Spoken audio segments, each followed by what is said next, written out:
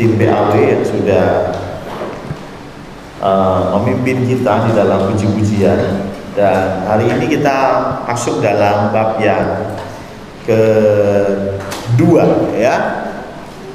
Kita belajar tentang setan, ya. Belajar setan, dan saya selalu persiapan tengah malam, ya, jadi pas banget, ya. Ya, dan kemarin kita lebih detail tentang siapa setan, ya. Kita belajar tentang bagaimana setan ini bisa dapat nama, bagaimana setan ini kemudian diusir, dosa apa yang setan perbuat, itu kita sudah belajar itu minggu yang lalu, ya. Dan hari ini kita belajar tentang cara kerja setan. Kalau bicara tentang cara kerja setan, ada banyak pakai banget, ya. Karena setan ini memang bukan maha tahu, tapi dia banyak tahu, ya. Karena itu dia bukan cerdas, tetapi memang berpengalaman. Beda, ya. Cerdas IQ 1000 dengan berpengalaman beda, ya. Mungkin IQ-nya standar, ya, tapi pengalamannya banyak, dan itu membuat dia lebih jago dari yang cerdas sekalipun, ya. Karena itu setan ini tidak bisa dianggap remeh. Strateginya banyak, cara kerjanya banyak. Salah satu, ya, adalah setan pakai adu domba. Ya, ini setan ini paling sering nabok nyileh tangan. Nah, ini biasanya setan begitu, ya. Ya, jadi kalau ada teman kita yang menyerang kita, katakanlah gosipin kita, jangan kita mengatakan teman kita itu musuh kita, bukan. Musuh kita tetap setan, tapi setan nyileh tangan, gitu, ya. Jadi yang menyerang kita seolah-olah sahabat kita, yang menyerang kita seolah-olah teman kita, tetapi sebetulnya di balik itu semua Paulus berkata bahwa ada kuasa kegelapan, ya. Di balik itu semua ada setan yang bekerja. Nah, tapi kalau saya hari ini belajar tentang adu domba, kayaknya terlalu singkat, ya. Terlalu senang kalian nanti pulangnya cepat, ya. Ya, karena itu saya mau membahas dari sudut pandang lain. Yuk kita baca dari Efesus 6 ayat 11. Efesus 6 ayat 11 berkata demikian: kenakan seluruh perlengkapan senjata Allah supaya kamu dapat bertahan melawan tipu muslihat iblis. Jadi rupanya iblis itu penuh tipu muslihat, ya. Siapa di sini yang pernah tertipu? Hanya saya. Ya. Siapa yang pernah tertipu? Hanya saya. Jangan-jangan kalian menipu. Ya. Ya. Kita pasti pernah ditipu lah, ya, pernah ditipu, dan tidak hanya pernah ditipu, kita juga mungkin pernah menipu, gitu, ya. Jujur saja sudah, ya. Pernah juga kita menipu, ya, menipu pernah lah, ya. Ya. Tapi rupanya tipu muslihat iblis ini jauh lebih hebat daripada tipu muslihat yang Anda bikin, ya. Mungkin sekarang yang lagi heboh itu Indra Kents dengan binomonya, ya, yang menipu banyak orang. Tapi Indra Kents masih kalah sama yang satu ini, ya. Karena Yohanes 8 ayat 44 berkata, sebab, saya langsung ke yang dicetak tebal, sebab ia adalah pendusta dan bapa segala dusta. Jadi kalau Anda ini, mohon maaf, ya, merasa pandai menipu, ya, oh saya ini pandai menipu Pak Pendeta. Kalau nggak percaya, loh, istri saya itu hasil dari tipuan saya. Rupanya pemain juga ini, ya, kacau, ya. Ya, tapi saya mau bilang, ya, firman Tuhan berkata bahwa setan itu bapa segala dusta. Jadi kalau kita pintar nipu, Ini setan jauh lebih pintar. Ingat, saya tidak sedang mengagungkan setan. Saya pernah ngomong begini sama teman saya bilang, kamu itu kok mengagungkan setan? Lu bukan mengagungkan setan, memang setan itu pintar. Ya, pintar karena dia banyak pengalaman dan dia punya banyak strategi, dan dikatakan bahwa dia bapa segala dusta. Jadi luar biasa. Dan hari ini kita mau belajar dari apa yang setan kerjakan di dalam Tuhan Yesus, yaitu Matius 4 berkata bahwa Tuhan Yesus dicobai, betul ya? Tuhan Yesus dicobai, Matius 4, atau juga ditulis di dalam Lukas 4. Tapi hari ini kita belajar dari Matius pasal 4. Ada 3 pencobaan. Kita mau kupas satu-satu. Kira-kira apa sih yang menjadi tipu muslihat setan, supaya kita bisa belajar ketika kita sudah mulai merasakan bahwa kita diarahkan seperti itu. Jangan-jangan ini juga Anda sedang ditipu setan. Matius 4 ayat pertama sampai keempat ini yang bicara tentang pencobaan pertama. Maka Yesus dibawa oleh Roh kepada gurun untuk dicobai iblis. Dan setelah berpuasa 40 hari dan 40 malam, akhirnya laparlah Yesus. Lalu datanglah si pencoba itu dan berkata kepadanya, jika engkau anak Allah, perintahkanlah supaya batu-batu ini menjadi roti. Tetapi Yesus menjawab, ada tertulis, manusia hidup bukan dari roti saja, tetapi dari setiap firman yang keluar dari mulut Allah. Jadi yang pertama, cerita sederhananya, Tuhan Yesus berpuasa 40 hari. Ya, ada 3 orang yang tertulis di dalam Alkitab berpuasa 40 hari. Ya, Musa, Elia, dan Tuhan Yesus. Dan 3 tokoh ini bertemu di satu gunung. Ya, yang menurut Katolik Roma, gunung itu disebut Gunung Tabor. Ya, ada di dekat kota Tiberias, dan 3 itu bertemu di sana. Ya, jadi artinya ada maksud khusus kenapa harus puasa 40 hari. Ya, dan puasanya Tuhan Yesus nggak seperti puasa saudara-saudara kita yang bulan ini sedang berpuasa. Puasanya mereka itu kan pagi sebelum matahari terbit full tank, gitu ya, makan dulu maksudnya ya. Atau biasa disebut sahur, padahal sahur itu artinya bukan makan. Ada yang tahu sahur itu artinya apa? Makan. Opor ayam, astaga, ada bikin saya lapar ya. Sahur itu bahasa Arab artinya bangun. Sahur itu bangun artinya, nggak percaya tanya Pak Ustadz ya. Jadi sahur itu bang, sahur ora mangan ora.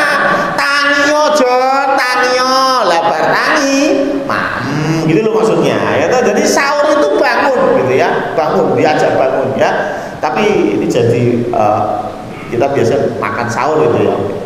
Nah, ketika pagi makan full tank sebelum matahari terbit, kemudian makan lagi setelah matahari terbenam. Kalau Tuhan Yesus nggak gitu, Tuhan Yesus 40 hari, 40 malam nggak makan. Ya, siapa di sini yang pernah puasa 3 hari, 3 malam nggak makan? Steven pernah, karena memang uangnya habis. Itu bukan puasa, nah ya, itu Anda sedang miskin aja.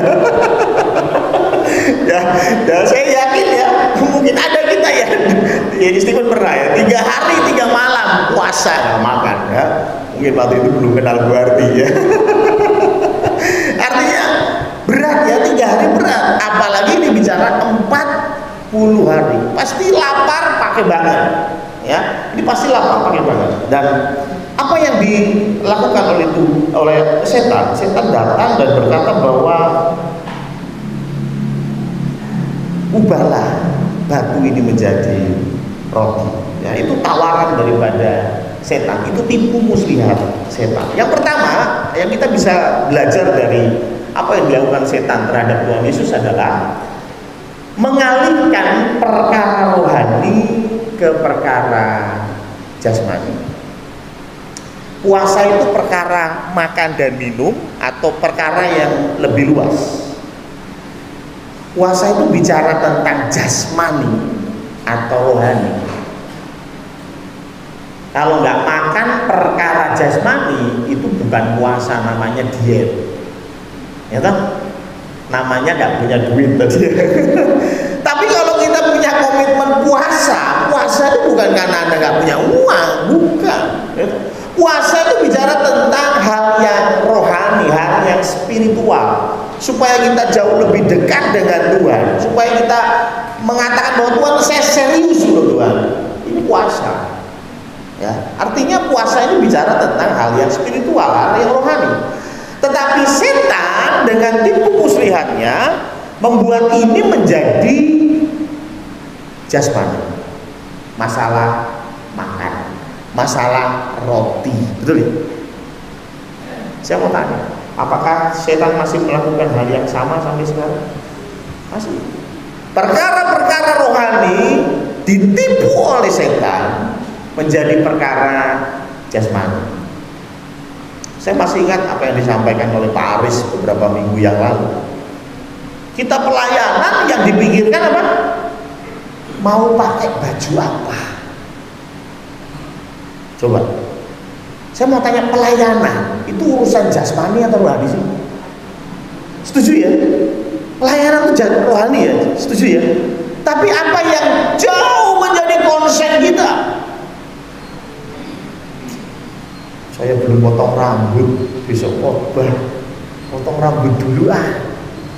Bajuku belum dicuci, besok WL, nyuci dulu ah. Betul? Pernahkah ketika engkau mendapati bahwa engkau melayani Tuhan, engkau berdoa? Hah? Berapa lama berdoa? Lama berdoa atau lama nyuci baju? Lama berdoa atau lama mikirin pakai warna apa? Atau mungkin ketika WL berkata besok dress code-nya abu-abu ke kuning-kuningan, lalu Anda bingung malamnya cari baju yang abu-abu ke kuning-kuningan, 3 jam muterin mall untuk mencari baju abu-abu ke kuning-kuningan. Tapi Anda berdoa berapa lama? Hah? Betul ya? Rupanya sadar nggak sadar kita sudah tertipu. Saya ingat PAW ketika berkumpul berdiskusi yang sempat ramai dan viral, ya, sampai pulang-pulang Pak Penatua nggak kuat ya, saking ramainya ya. Dan di pertemuan PAW itu yang banyak memakan energi membicarakan apa? Pakaian. Nggak ada tuh yang ide, Pak Pendeta, saya mau kalau kita hari Minggu ibadah, kita pelayanan hari Minggu, Selasa kita harus datang untuk berdoa. Nggak ada tuh yang ngomong begitu. Yang diomongin apa? Baju yang model gini boleh nggak? Sepatu yang begini boleh nggak? Itu pakai rambutnya dicat boleh nggak? Ada yang tanya begitu. Maaf ya, kita sudah tertipu. Urusan pelayanan harusnya urusan rohani. Urusan panitia JA 50 harusnya urusan rohani. Tapi berapa sering urusan rohani itu setan tipu menjadi urusan jasmani. Hanya berpikir masalah gimana usaha dana sudah jalan belum. Ya, JA 50 butuh dana sekian juta, sudah jualan permen berapa banyak? Ya, kayaknya sudah laku, kayak laku ya. Gimana sudah pesen telur? Pas kali telur. Sudah ada yang nyumbang untuk sembako, sudah ada yang kasih persembahan untuk makan-makan.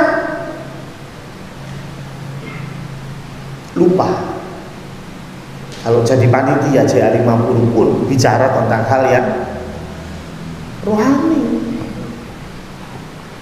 Makanya kita katakan yang mau gabung jadi panitia gabung, kita nggak mau maksa. Kenapa? Loh, ini perkara rohani. Orang ganteng-gantengan, orang gagah-gagahan, ya. Bukan karena pinter main musik, wah saya masuk panitia supaya saya bisa ngulik lagu. Tuh, ngulik lagu tidak salah. Panitia jungkir balik untuk cari dana nggak salah, saya bilang nggak salah. Loh, Tuhan Yesus perlu makan nggak? Perlu juga. Sebagai manusia dia perlu makan. Tapi jangan makan itu menjadi sesuatu yang utama. Sudah doa belum? Sudah baca firman belum? Kalau perlu sudah puasa belum? Sebelum masuk ke dalam Jumat Agung. Besok Jumat loh, ke Jumat Agung. Sudah berdoa? Sibuk jualan permen. Sudah berdoa? Aduh maaf, sibuk order masker gitu. Ya, loh, order masker perlu, ya kan? Tapi jangan sampai kita tertipu oleh setan sehingga urusan yang dipikirin hanya urusan jasmani, lupa sama perkara rohani. Yang hari ini tugas nih, yang hari ini tugas sudah berdoa? Sudah Pak, nah, tadi dipimpin Pak Pendeta. Ya, pinter ngelesnya ya. Ya, ketika di rumah sudah berdoa, sudah Pak, ketika mau tidur ya, itu kan doa tidur gitu. Sudahkah kau berdoa khusus untuk pelayananmu yang engkau lakukan pagi hari ini? Atau Anda hanya berpikir tentang jasmani? Ibu muslihat yang pertama adalah setan mengubah hal-hal yang rohani menjadi hanya sekedar jasmani. Yang kedua,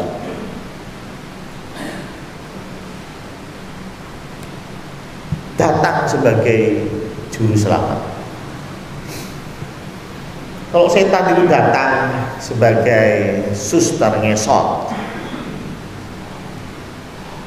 kita datang mendekat atau lari?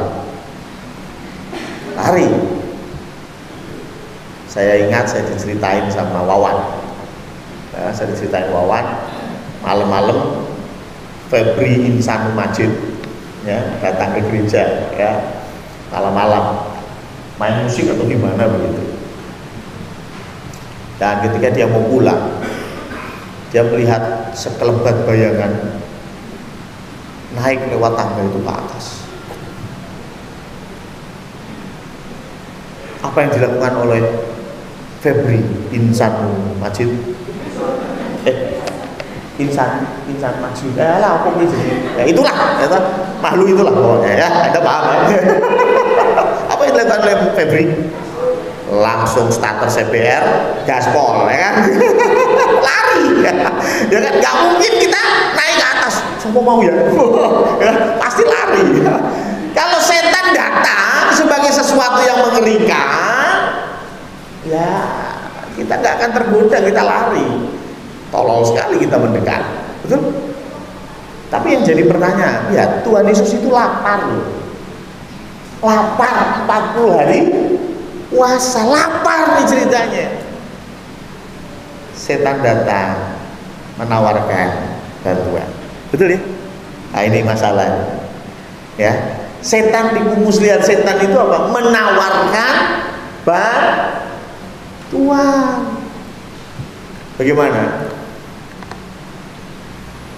Ketika ribut sama suami di rumah, pikiran stres, judret, nongkrong di kopi Starbucks, ada cowok ganteng lewat, sendirian Mbak.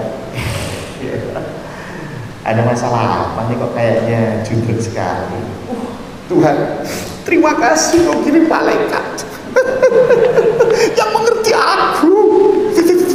Gak kayak suamiku di rumah. Saya mau tanya, itu malaikat atau setan? Setan itu, bukan malaikat. Kita pikirnya itu malaikat karena datang bawa bantuan. Ya, aduh, suamiku tuh kurang ajar, ya, nggak ngasih makan, nggak nafkahi, rumah berantakan. Lalu ada seorang pria, tenang weh, kontrakan dia sih, langsung keluar dompet, ayo, enak. Besoknya diajak pergi mau, diajak makan mau, diajak yang lain mau. Menurut si wanita apa? Engkaulah kekuatanku.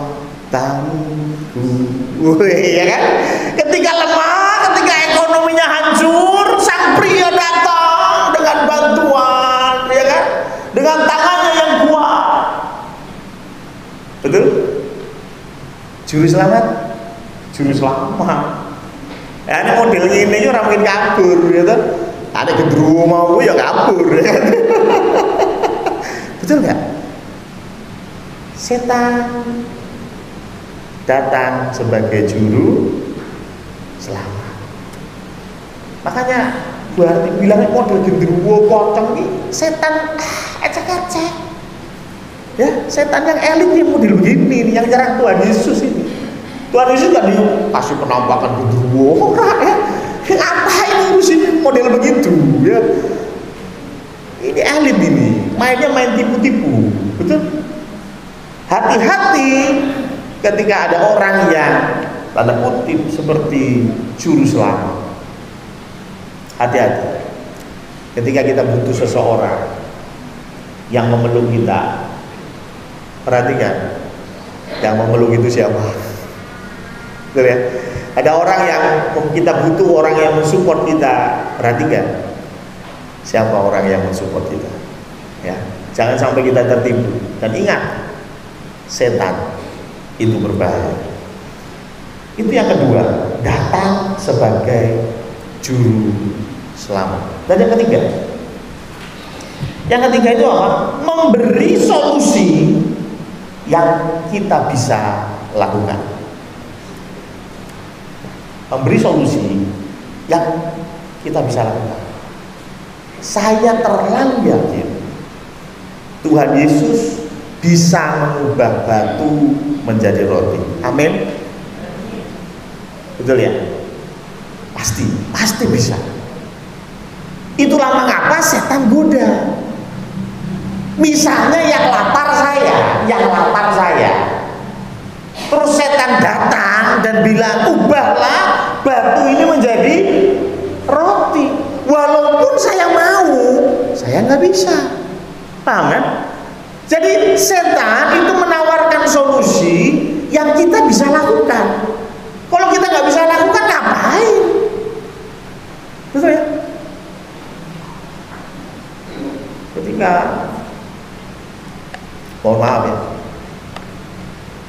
seorang wanita ekonomi parah, kondisi kacau, dipecat, kontrakmu habis, ada solusi datang. Sudahlah, kok bingung cari uang? Kamu kan cantik. Kira-kira ngapain? Open PO, ya, maksudnya E-nya diganti B, ya. Betul ya? Bener ya? Tapi kalau nenek-nenek umur 70 tahun, kira-kira setan kasih solusi seperti itu nggak? Enggak. Ya, nenek-nenek umur 70 tahun, nggak mungkin setan kasih godaan begitu. Pasti saya yakin. Paham maksud saya ya? Karena kalau yang masih muda, cantik, godaannya begitu. Kenapa? Karena dia bisa melakukan itu. Kalau nggak bisa, buat apa setan godai? Setan nggak tolong. Ayo baca. Gua nggak bisa baca. Lu baca. Gua nggak bisa baca. Jadi yang tolong siapa? Ya kan? Ya. Loh, kalau menyuruh, memerintah, menggoda, pasti dia bisa. Itulah mengapa ketika kita baca ayat ini, kita tahu dengan pasti Yesus bisa mengubah batu jadi roti. Pasti bisa. Kalau nggak bisa, berarti setannya on. Ya. Tetapi itulah yang terjadi. Butuh duit. Tenang wae. Ini dompetmu no piro? 10.000. Halo. Aku itu bisikan. Bisikan apa? Sesuk sing metu siji 5. Wis to jijimo. Yakin. Udah 10.000 to punya. Supaya ngerti lah kudu ngopo. Paham ya? Ada nggak duit? Ada. Kalau dia babar belas nggak punya duit, nggak mungkin dikasih solusi seperti itu. Betul? Setan kasih solusi pasti yang kita bisa lakukan. Makanya hati-hati. Pastikan apa solusi itu sesuai dengan firman Tuhan atau enggak. Kalau enggak sesuai firman Tuhan, tinggalkan. Itu datang dari setan. Tapi jangan salah, setan selalu nabok nyileh tangan. Sing teko ketoke dulurmu, sing teko ketoke makmu, sing teko ketoke kancamu. Sebetulnya setan di balik itu semua. Yang keempat, ini ada 72. Yang keempat ya. Yang keempat, setan selalu menyerang titik lemah. Makanya perlu dan penting kita mengetahui kelemahan kita di mana. Ya. Kelemahan saya berbeda dengan kelemahannya Pak Beni. Pasti berbeda. Kelemahan saya berbeda dengan kelemahannya Kavi. Ya. Mungkin buat Kavi ulangan matematika itu sudah akhir dari seluruh dunia, ya kan? Buat Kavi, buat saya tidak. Betul ya? Buat saya uang di dompet 100.000 itu akhir dari seluruh dunia. Buat Kavi uang di dompet 100.000 itu surga, ya kan? Beda, paham ya? Cara pandang kita beda, tantangan kita beda, dan satu yang jelas, kelemahan kita beda. Setan tahu. Setan menyerang titik lemahnya Tuhan Yesus pada waktu itu. Apa? Lapar. Lapar itu titik lemahnya. Orang lapar itu. Dan setan selalu menyerang titik lemah kita semua. Ada orang yang lemah di hal ekonomi, ya, sehingga masalah duit kacau dia, ya kan? Masalah duit kacau. Ada orang yang lemah di bidang mencukupkan diri atau bahasa kasarnya serakah. Ada orang yang serakah, gitu ya. Wah, ini pasti setan akan mainkan di situ. Ada yang lemah di bagian seksual, setan juga akan mainkan di situ. Ya. Setan tahu betul, bukan karena dia maha tahu, sekali lagi, karena dia banyak tahu. Lihat wajahnya Danu aja, setan udah tahu nih kelemahannya apa. Kelemahannya Bubay. Ya, lihat wajahnya Stephen udah tahu nih kelemahannya apa. Wah, nasi rames ya, kelihatan ya kan, dari wajah langsung tahu sebetulnya kelemahan kita apa. Karena itu kita harus mengerti betul diri kita. Paling penting kelemahan kita. Kenapa? Kalau kita tahu kelemahan kita, kita bisa antisipasi. Saya punya teman, ketika kita berorganisasi, kita pilih dia jadi bendahara. Wis kowe jadi bendahara ya? Dia bilang, "Ojo. Wis gak apa-apa kowe jadi bendahara." Jangan. Loh, gak masalah yuk, kabeh percaya kowe jadi bendahara. Ngene, Bro. Aku ki lemah dalam hal ekonomi. Timbang duitnya katut, mending ojo aku. Kelihatannya apa ya? Membuka aib ya, tapi buat saya angkat topi untuk teman saya. Kenapa? Dia mengenal kelemahan, bisa mengantisipasinya.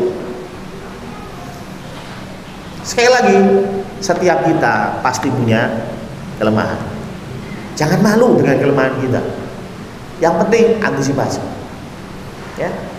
Kalau engkau di rumah ribut dengan suamimu, tidak harmonis dengan suamimu, sebetulnya itu kelemahan. Hati-hati nek dicedai calanan. Kan ngono tuh. Betul nggak? Jangan terus malah berharap Tuhan kirimkanlah aku masyarakat, ya kan? Ngawur itu, bukan, jangan doa begitu. Harusnya apa? Oh, saya ini sedang lemah saya ini, saya nggak diperhatikan sama suami, saya nggak diperhatikan sama istri. Oke, kalau begitu saya harus jaga supaya nggak kebablasan. Sederhana kan? Ya. Jadi hal ini penting untuk kita akui supaya kita bisa mengantisipasi. Kalau memang kita kuat, ya puji Tuhan. Kuatnya di mana? Saya kuat di ekonomi. Saya kalau masalah megang duit saya bisa dipercaya. Saya wongnya pelit, bojo be anak pelit toh. Ya toh. Ojo khawatir. Nah, masalah kuwi aku nomor 1 ya kan, masalah pelit ya kan. Nah, ini boleh. Itu kekuatan ya. Ya, dia bisa melayani di bidang keuangan ya kan. Ya, kira-kira susuk sewu ditagih, ya ini mantap, itu pasti jadi bendara majelis pasti ya. Susuk sewu ditarik, itu mantap ya. Kenapa? Loh, ini talentanya, kekuatannya, tapi sekali lagi ada kelemahan, ada. Antisipasi itu karena setan akan menipumu dari situ.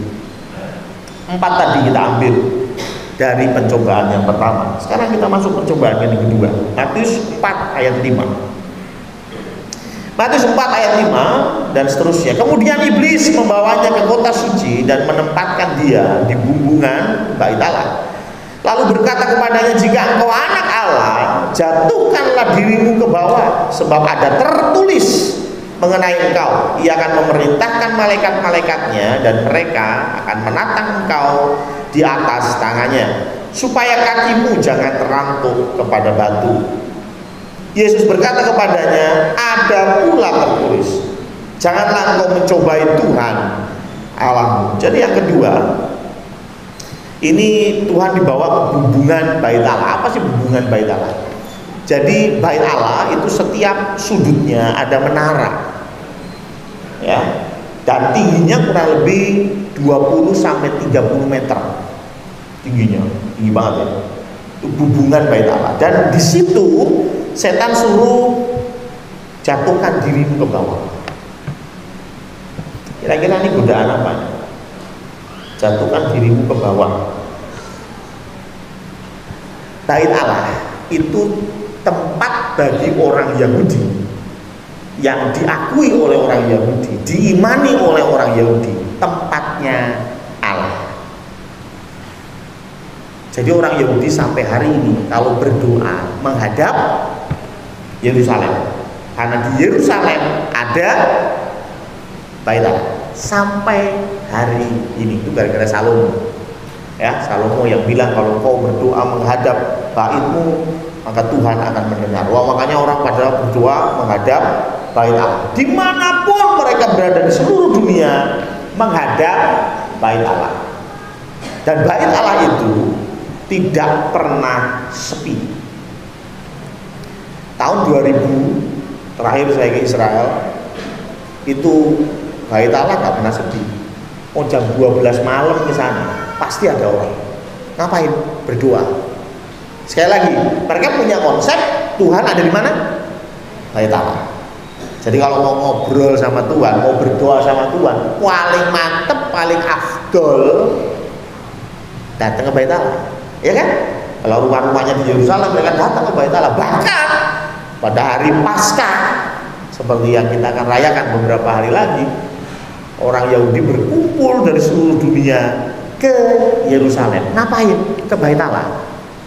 Itulah mengapa Kisah Para Rasul 2 ketika Pentakosta, ada orang macam-macam di situ. Ada orang Arab, ada orang mana lagi di situ. Kenapa bisa ada di situ? Ya karena semua orang datang. Masih ingat ketika Tuhan Yesus disalib, ada satu orang yang membantu mengangkat salib Yesus. Siapa namanya? Simon dari Kirene. Kirene itu mana? Kirene itu bagian utara dari Afrika. Ngapain ini orang Kirene dari Afrika kok tahu-tahu nongol di Yerusalem yang jaraknya ribuan kilometer? Ya tidak lain karena si Simon pengen berdoa sebentar lagi hari Paskah. Jadi dia datang ke Bait Allah untuk berdoa. Itulah mengapa ada Simon dari Kirene, nan jauh di Afrika. Artinya kalau tahun 2020 terakhir itu Bait Allah nggak pernah sepi, belas nggak pernah sepi. Saya pernah ke Bait Allah itu jam 1 pagi, rame. Ngapain Pak Pendeta jam 1 pagi ke Bait Allah? Itu ceritanya lain. ya. Artinya apa? Ketika zaman Tuhan Yesus pasti lebih ramai. Pasti lebih ramai. Kenapa? Orang Yahudi jauh lebih kuat di dalam hal liturgi. Mereka berdoa seperti yang diajarkan oleh orang-orang Farisi. Jadi artinya kalau Tuhan Yesus ada di bumbungan Bait Allah, bayangin ya, ada di bumbungan Bait Allah, lalu dia menjatuhkan diri dari atas, semua orang akan lihat. Dan yang luar biasa, ada malaikat datang untuk menangkap Tuhan Yesus supaya tidak jatuh ke tanah. Menurut Anda, kira-kira apa yang terjadi? Kalau bahasa sekarang, viral, betul ya? Ada orang menjatuhkan diri dari menara 30 meter, belum nyampe tanah, sudah ada malaikat yang menggendongnya. Mantap ya. Kira-kira Tuhan Yesus akan langsung dapat pengikut instan. Kalau Tuhan Yesus punya Instagram, followersnya langsung naik ya. Kalau Tuhan Yesus punya channel YouTube, subscribernya langsung kalahkan Ria Ricis, ya kan? Kenapa? Karena ini fenomenal. Ada orang jatuh dari atas dan tiba-tiba malaikat yang menolongnya. Mantap sekali. Mantap sekali. Sebetulnya ini godaan masalah kebanggaan diri, popularitas. Ya. Setan menawarkan, mau terkenal, mau terkenal, apalagi zaman sekarang, ya. Saya ketemu temen, Instagramku di follow dong, ya kan? Ya, sepertinya followers di Instagram itu sesuatu yang penting, ya. Foto kita di like orang, aduh senengnya minta ampun, ya. Apa kalau di WhatsApp tuh story WhatsApp banyak yang lihat, mantap. Hai guys, lagi jalan-jalan guys, sama Pak Pendeta guys. Mantap ya. Itu ya kalau nggak nyari followers nggak apa-apa, nggak masalah. Bikin story boleh, saya bilang bukan nggak boleh ya. Maksud saya si setan ini menawarkan kepada Tuhan Yesus, kalau kamu mau populer, instan, banyak pengikut, banyak followers, jatuhkan dirimu. Toh kamu nggak akan mati, bahkan lebih viral lagi. Betul ya? Jadi ini yang coba ditipu oleh setan, yaitu apa? Meninggikan diri, pengen populer. Nah, ini yang sepertinya akhir-akhir ini banyak ditipu oleh setan. Anak-anak muda banyak ditipu oleh setan. Kalau foto, cuman foto KTP. Saya ditawarin pertemanan dari Om Steven ya. Ditawarin ya Facebook. Gue tua banget ya Facebook ya. Ya, tiba-tiba ada yang teman disarankan tuh ya, muncul ya, Roberto Talila. Ya. Anda tahu fotonya?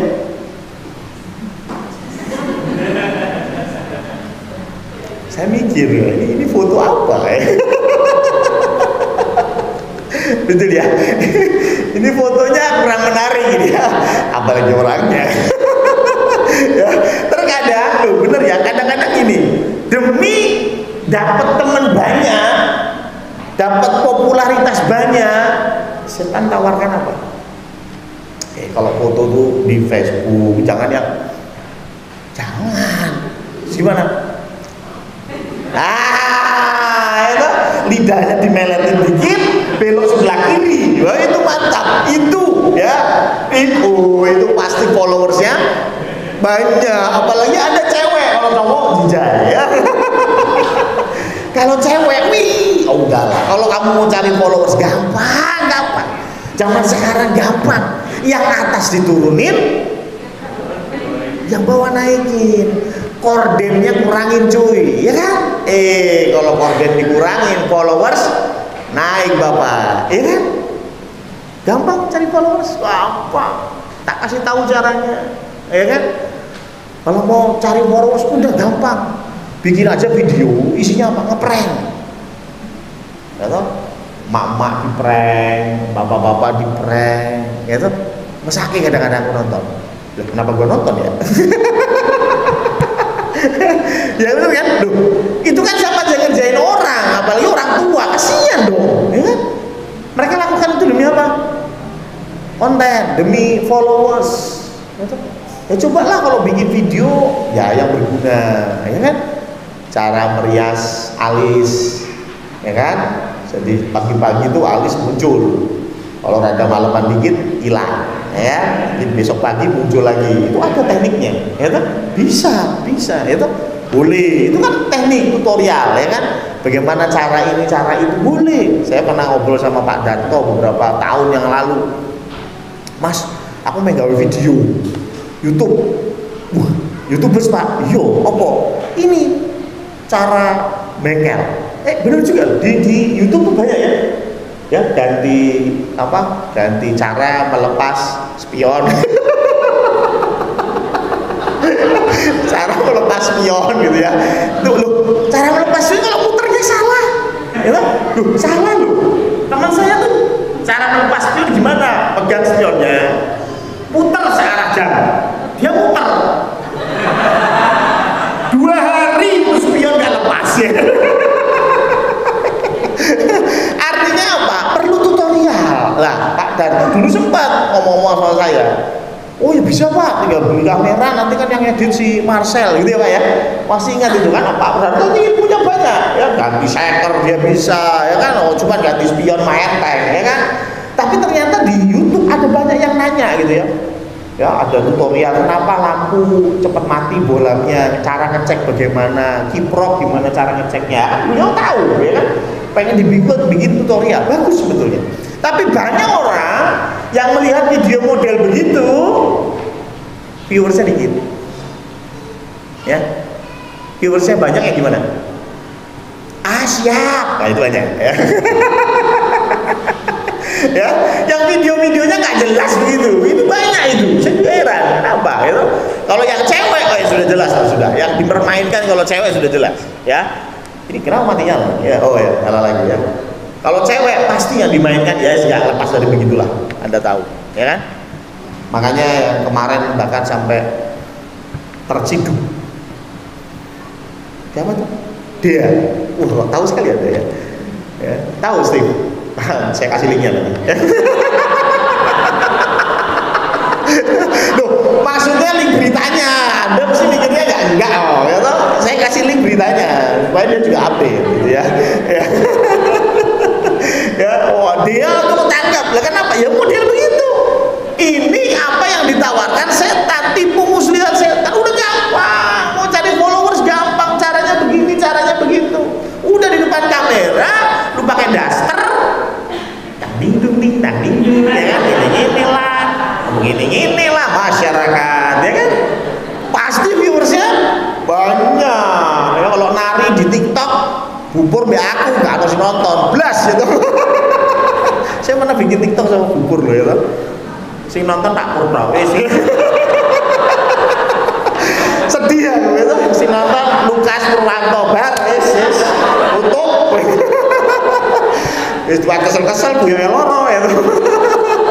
Gak mesti nonton ya. Tapi kalau pengen populer, setan bisa kasih jalan keluar. Dan ingat itu tipu muslihat. Jadi Tuhan Yesus pun ditipu, tetapi dia tidak tertipu. Tuhan Yesus dicobai, tapi dia tidak jatuh ke dalam dosa. Udah berapa nih? 4, 5, 6 sekarang. Yang ke-6 masih sama perikop yang ini. Rupanya tipuan setan juga adalah menggunakan ayat. Betul ya? Sebab ada tertulis, itu ayat 6 tengah-tengah ya. Sebab ada tertulis mengenai engkau. Tertulis di mana? Ini tertulis di Mazmur 91. Coba kita lihat. Mazmur 91 ayat yang ke-11 dan 12. Sebab malaikat-malaikatnya akan diperintahkannya kepadamu untuk menjaga engkau di segala jalanmu. Mereka akan menatang engkau di atas tangannya supaya kakimu jangan terantuk kepada batu. Sama ya? Sama ya. Cuma coba kita compare. Apakah betul sama? Kita next coba. Saya udah bikin ya next. Ya oke, terima kasih ya. Coba perhatikan yang sebelah kiri itu Mazmur 91, sebelah kanan itu Matius 4 ayat yang ke-6. Yang saya blok merah itu sama di dua. Yang saya blok biru juga sama di dua itu ada, betul ya? Ya, sama-sama malaikatnya akan diperintahkannya kepadamu, satu juga sama. Ia akan memerintahkan malaikat-malaikatnya sama. Yang bawah juga sama. Mereka akan menatang engkau di atas tangannya supaya kakimu jangan terantuk kepada batu. Yang Matius pun sama. Bedanya apa? Sing kuning. Ini bedanya. Bedanya apa? Untuk menjaga engkau di segala jalanmu. Ini yang dihapus oleh setan. Ini yang dihapus oleh setan. Menjaga engkau di segala jalanmu ini penting. Kenapa? Artinya apa? Ini bicara tentang defense, bukan offense. Ini bicara tentang reaksi, bukan aksi. Bukan kita yang datang kepada bahaya, tapi bahaya yang datang kepada kita. Kan kita ini sedang jalan, menjaga kita di dalam jalanmu. Berarti kalau Pak Danu menjaga saya, contohnya, apakah setiap ketemu orang yang dipukulin? Kan ya enggak loh. Kalau ada orang yang menyerang saya, baru Pak Danu maju. Saya tahu kungfunya Dewa Mabuk ya. Ya artinya apa? Kalau kita bicara tentang kita dijaga oleh Allah, ya, tapi bukan berarti Anda datang kepada bahaya. Tidak. Itulah mengapa mundur satu, maaf slide-nya tadi kualik ya. Inilah mengapa Mazmur 91 sebetulnya ayat 10 itu lebih menjelaskan. Malapetaka tidak akan menimpa kamu, dan tulah tidak akan mendekat. Ini kan bicara pasif. Bicara pasif. Contoh, pasif itu contoh naik motor. Kebetulan motornya baru, lama nggak dipakai. Ketika naik motor, udah jalan pelan-pelan, ya kan? Ada genangan air, ya kan? Terus agak melipir sedikit. Rupanya karena nggak terbiasa dipakai motornya, kekunci remnya, sehingga glasur jatuh. Betul ya? Tapi puji Tuhan, pada waktu posisi jatuh, suami di bawah, istri di atas. Yang puji Tuhan siapa? Istrinya. Ya, istri tidak sakit, ya kan? Mas Purwo, maaf ini inisial ya. Inisialnya PBG ya. Lupa. Nah, si suami ini ya jatuh, tapi puji Tuhan tuh. Hari Rabu jatuh, kami sudah berangkat kerja. Bahkan pagi hari ini melayani Tuhan jadi WA. Mazmur 91, ya amin. Tapi nek numpain ninja 250 cc, badan ping kerontak, gaspol, ono genangan air, langsung terus Anda berkata, Tuhan, mana pertolonganmu? Nah, ini bukan masalah itu. Masalahnya Anda cari bahaya, Anda cari perkara itu. Paham ya maksudnya ya? Kalau Yesus di atas disuruh jatuh, lah ngapain? Itu namanya cari masalah, cari perkara.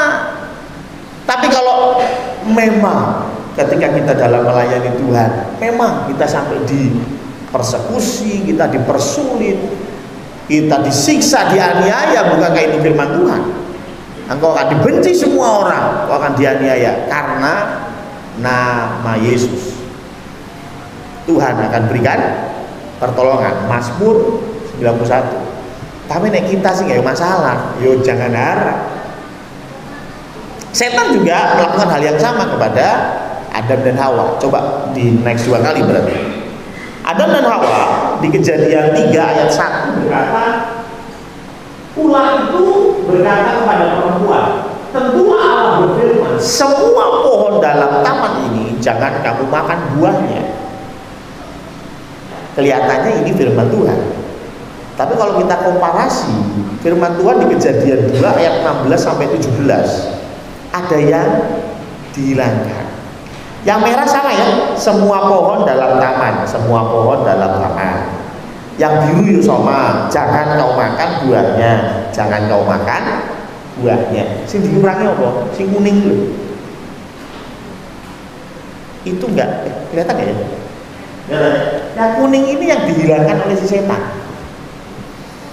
Makanya setan ini sukanya memanipulasi ayat. Makanya kita harus mengerti ayat dengan tepat dan benar. Saya kasih contoh. Next. Ini kita sering kali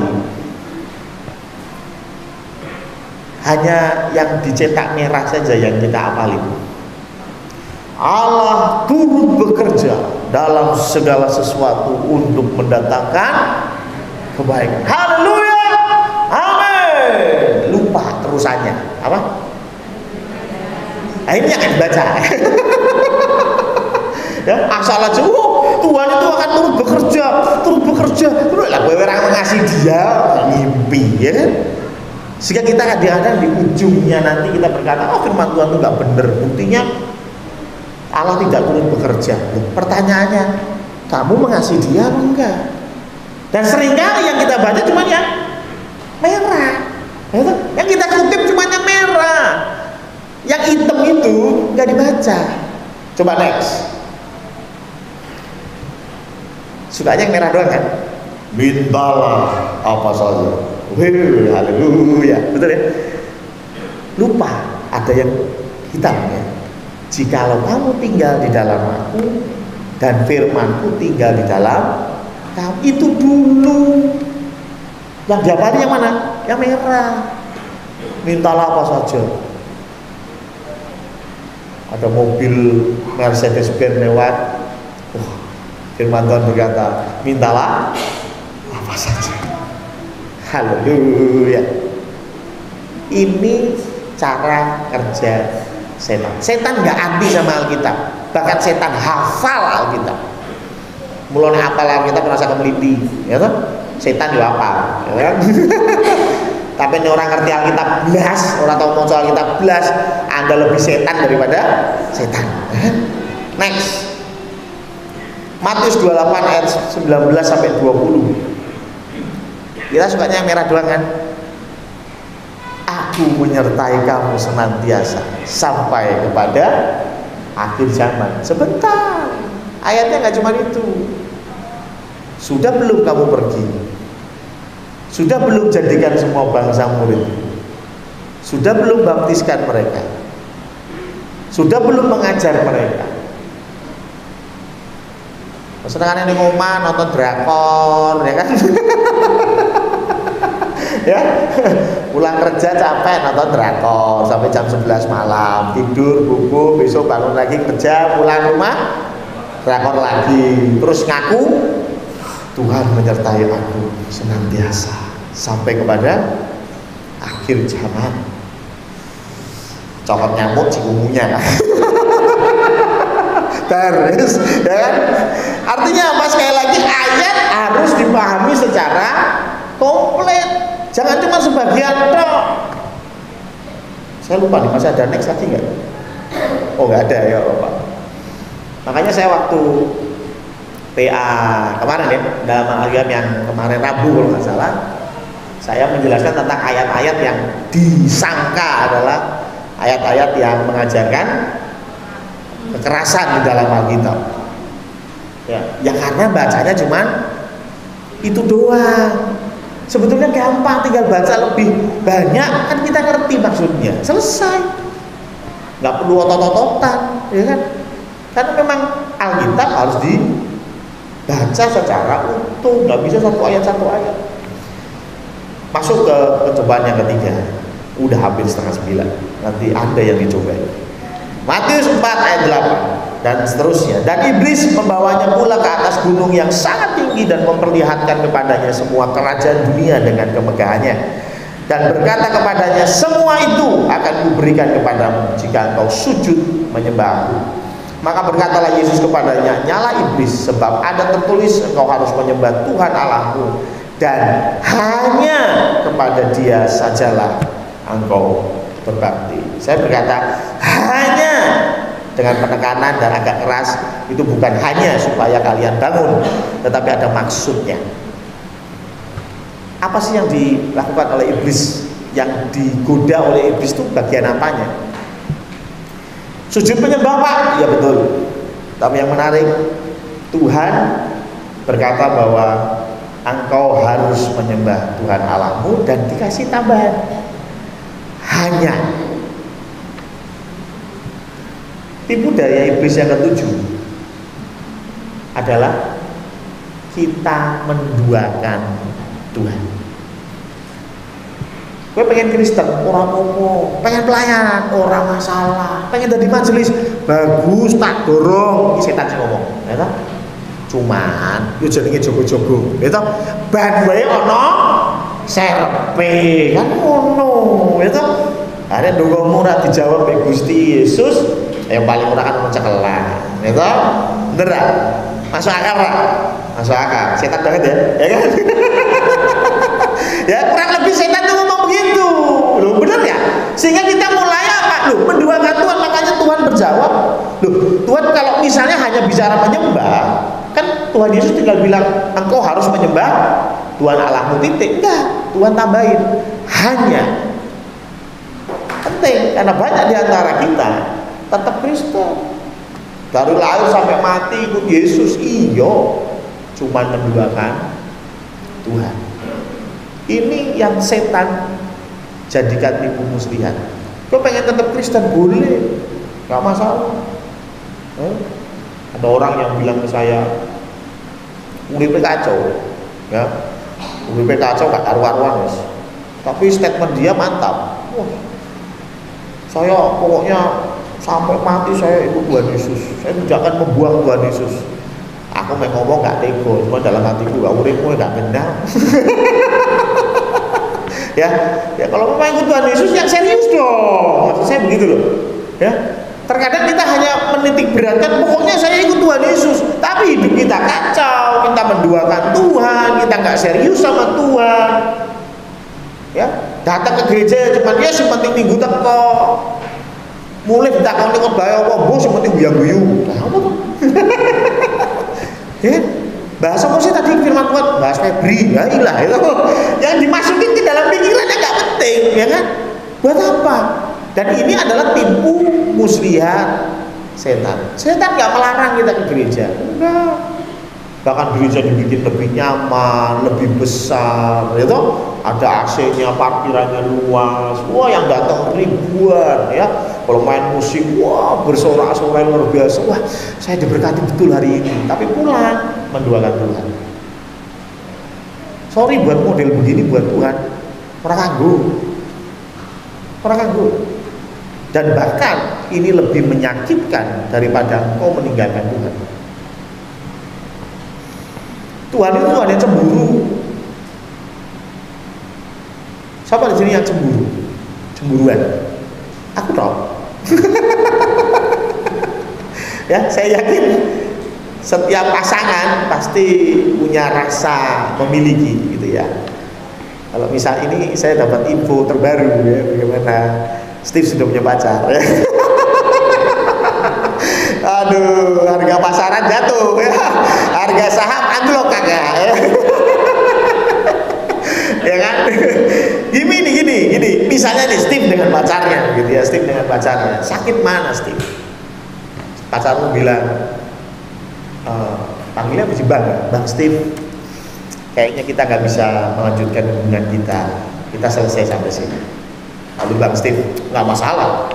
Masih ada Lisa, ya kan? Pulang dengan mantap, tidak masalah. Walaupun mungkin ya, air mata mengalir 1-2 tetes lah, ya kan?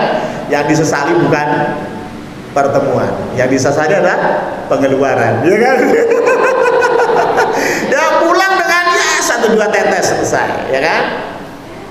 Dicontrol masih banyak, ya kan? No problem, nggak masalah. Terus sebulan kemudian ketemu lagi di kampus mungkin, wah sudah punya pacar baru, is okay, no problem. Ya?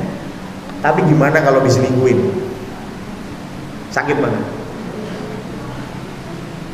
Ada lagu tuh yang nyanyi di YouTube, saya pernah lihat di YouTube. Tahu lagunya Chrisye ya? Pergi. Padahal lu pamitan, selesai, is okay. Ada jemaat tempat ini sedang ada masalah dengan istrinya, ya, terus sharing ke saya dan dia berkata begini, aku kira opo nek katakanlah bojoku meh katakanlah basically orang masalah, yang penting pamit mbak aku, ya kan? Kelihatannya sederhana ya, tapi si pria itu berkata nih bojoku ora seneng mbak aku, ora masalah tapi pamit ya aku, ojo main buri. Kenapa sih? Jauh lebih sakit. Mendingan gue pamit, lu mau ora masalah. Yesus begitu juga. Lu mau sama gua serius, nggak mau ya udah nggak masalah. Saya juga nggak mohon-mohon, betul nggak? Tapi jangan menduakan Tuhan Yesus. Kalau memang ikut Yesus, ikut Yesus. Udah tinggalin yang lain. Kalau mau sama yang lain, ya udah tinggalin Yesus, nggak masalah. Gereja sepi nggak masalah, Yesus tetap Tuhan, amin. Nggak ada masalah. Itulah mengapa kejahatan yang paling luar biasa menduakan Tuhan, bukan meninggalkan Tuhan. Ninggalin Tuhan nggak masalah, tapi menduakan Tuhan itu membuat Tuhan marah besar. Coba kita 2 ayat kalau nggak salah. 1 Raja-Raja 18 ayat 21, Nabi Elia ketika itu berhadapan dengan orang-orang Israel. Dikatakan begini ya, berapa lama lagi kamu berlaku timpang dan bercabang hati? Pada waktu itu orang Israel meninggalkan Tuhan? Tidak. Tapi menduakan. Mereka tetap membaik Allah, tetap kasih korban bakaran kepada Allah, tetapi mereka juga kasih korban bakaran kepada Baal. Makanya Elia berkata, kalau Tuhan itu Allah, ikutilah dia. Dan kalau Baal, ikutilah dia. Jangan dua-duanya dong. Yang jelas dong. Mau ikut Yesus, Yesus. Yang lain buang sudah. Mau itu warisan nenek moyang ke, keris ke, atau apapun itu, buang. Ikut Yesus. Kalau nggak mau buang, maaf ya, mending Anda nggak usah ikut Yesus dah. Kalau buat saya, mending nggak usah ikut Yesus. Bikin sakit hati Yesus. Serius. Kalau mau sama Yesus, ya udah, serius. Jangan bercabang hati, itu masalah utama. Yang berikutnya 1 Raja-Raja 11, ini bicara tentang Salomo. Salomo punya istri banyak, 1000. Dan punya istri berapa? Berapa? 1 ya. Kalah. Salomo 1000 bos. Pak Pendeta 1 aja pusing. Ya paham ya. 1 aja pusing. Ini 1000. Salomo punya 1000 istri, dan yang lebih parah, dia punya 2000 mertua. Bayangin itu ya. Anda punya 2 mertua aja keriting ya. Ya, Salomo punya 1000 istri. Tapi yang menarik dikatakan ayat 13 ini tadi ya, punya 1000 istri. Ayat keempat, sebab pada waktu Salomo sudah tua, istri-istrinya itu mencondongkan hatinya kepada Allah-Allah lain, sehingga ia tidak sepenuh hati berpaut kepada Tuhan. Masih ke Bait Allah? Masih. Kalau orang Kristen masih ke gereja? Masih. Masih pelayanan? Masih. Masih jadi majelis? Masih. Tapi hatinya sudah condong. Tetapi hatinya tidak lagi sepenuhnya untuk Tuhan. Ini tipu muslihat iblis. Dan di akhir nanti ketika kita mati sampai di depan pintu surga, Tuhan berkata apa? Aku tidak mengenal. Ini kata-kata yang paling ngeri. Kita sudah pelayanan, kita sudah menyampaikan firman, kita sudah berkorban waktu, tenaga, uang untuk kerajaan Tuhan. Sampai di surga nanti bilangnya apa? Aku tidak mengenal engkau. Bar, bar, ngerti ngono mending ora sane gereja, sisa mending edan, sisa, betul? Makanya jangan tertipu oleh iblis. Hati-hati. Saya baru bicara 7. Ada ribuan strategi iblis untuk menjerat kita. Tetap berdoa, minta hikmat daripada Tuhan. Tetap mengenal firman Tuhan sehingga kita tahu kita ditipu atau tidak. Tuhan memberkati. Ya, kita akan lanjut di dalam pengumuman gereja untuk pelayanan sepekan. Untuk nanti sore dulu ya, untuk kebaktian kedua hari Minggu 10 April jam 5 sore. Para petugasnya adalah pujian dibawakan oleh Ibu Novita, LCD oleh Saudari Veronica, firman Tuhan akan disampaikan oleh Pendeta Samuel, pengumuman dan doa akan disampaikan oleh Pendeta Samuel, dan untuk musik akan dilayani oleh Saudara Stephen. Minggu 10 April jam 3 sore akan ada acara Genji secara offline. Yang bertugas pujian adalah Saudari Ninja, Saudari Mio, Saudari Angel, dan Saudari Priska. Musik akan dilayani oleh Saudara Radian dan Saudara Farel, Saudara Laura, dan Saudara Gunung. Hari Minggu 10 April jam 9 ada tunas remaja secara offline. Hari Selasa 12 April jam setengah 7 malam ada persekutuan doa malam. Petugas adalah Ibu Novita. Hari Rabu 13 April jam setengah 7 malam ada pendalaman Alkitab secara online. Pembicara adalah Pendeta Samuel Priyotomo. Untuk hari Jumat kita akan mengadakan ibadah Jumat Agung. Ya, diharapkan untuk semua jemaat bisa hadir di gereja. Minggu ini merupakan minggu kedua di bulan April. Jemaat masih diberikan kesempatan untuk memberikan persepuluhan. Dan minggu depan merupakan ibadah perayaan Paskah. Oleh karena itu, ibadah sore akan digabung dengan ibadah pagi pada jam setengah 7 malam, setengah 7 pagi. Ya, untuk pengumuman yang lain bisa Bapak Ibu lihat di dalam warta gereja yang sudah dibagikan di WA grup gereja. Ya, Tuhan memberkati. Saya tambahkan sedikit. Saya memberi pengumuman untuk jemaat-jemaat yang mengikuti katekisasi baptisan, dan hari Minggu besok, dari minggu depan akan menerima baptisan air di tempat ini. Adapun nama-nama yang lulus, memang ada yang nggak lulus, tenang aja. Kalau namanya nggak disebut berarti nggak lulus. Karena memang ada ujiannya, ya. Jadi Yang pertama yang lulus ya, Surya lulus, Bapak Suhardi, Jesse, Kavi, Marcel, Ino, Sarah, dan Marta. Ini yang lulus. Yang belum bisa saya pastikan lulus atau tidak ada 3 orang. Yang pertama adalah Ibu Kasmani. Kenapa? Karena baru mengumpulkan hari ini, saya belum ngecek. Dan itu pun karena memang saya ngasih soalnya terlambat, maaf Bu. Jadi bukan kesalahan beliau, kesalahan saya ya.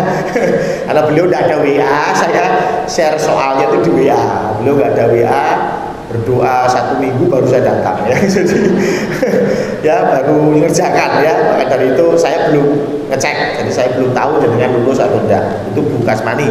Yang kedua, Vide. Ya, Vide saya juga belum menerima jawaban dari Vide ya, jadi saya juga belum tahu apakah dia lulus atau belum.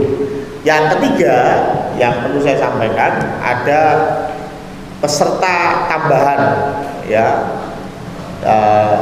Beliau datangnya ibadah sore ya, pagi ini nggak datang ya. Beliau adalah Ibu Ani namanya. Bu Ani ini dari agama seberang ya, dan ingin mengenal Tuhan Yesus dan ikut katekisasi. Sudah 1 minggu ini dikebut karena memang mau mengejar tanggal 17 besok. Jadi dia katekisasi setiap hari jam 4 sampai jam 6, setengah 6 sore ya. Itu katekisasi di tempat ini. Masih ada beberapa materi yang belum selesai, artinya saya belum tahu apakah dia lulus atau tidak. Tetapi ada namanya Bu Ani, jadi jangan bingung kok nggak pernah lihat di gereja gitu ya. Ya saya melihat ini, lawang kita nyari jiwa kangelan yang datang sendirian, puji Tuhan gitu ya. Jadi ikut katekisasi ya, doakan supaya Ibu Ani juga bisa sampai lulus ya. Jadi 3 nama itu saya belum bisa mengatakan lulus atau tidak. Itu tambahan untuk pengumuman pada pagi hari ini. Ya, kita akan masuk di dalam doa penutup. Dan hari ini kalau nggak salah ada yang ulang tahun. Aduh. Ya, jalan ngaku aja yang ulang tahun, berdiri monggo. Ayo, bukan Anda. Emosi saya. Endah, monggo bangkit berdiri. Kita kasih tepuk tangan. Nah, kalau mau ulang tahun untuk saudari Endah yang ulang tahun pada hari ini ke berapa? 17 ya. 17. Haleluya. Ya, kita akan berdoa, kita menutup ibadah. Oh ya, ada jualan permen lagi nggak? Panitia Genji?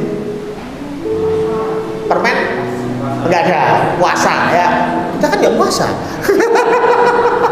Oke lah, ya nggak ada jualan dulu ya. Ya kita akan bangkit berdiri, kita berdoa untuk Endah juga untuk ibadah pada pagi hari ini.